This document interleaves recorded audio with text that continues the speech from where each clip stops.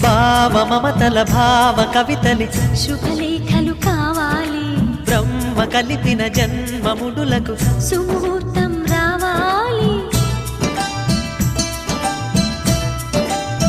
మా 7 అడుగుల జోడు నడకలు ఊరంతా చూడాలి, వేలు విదువని తోడు ఇమ్మని అక్షింతలు వేయాలి. ఇన్నాళ్ళు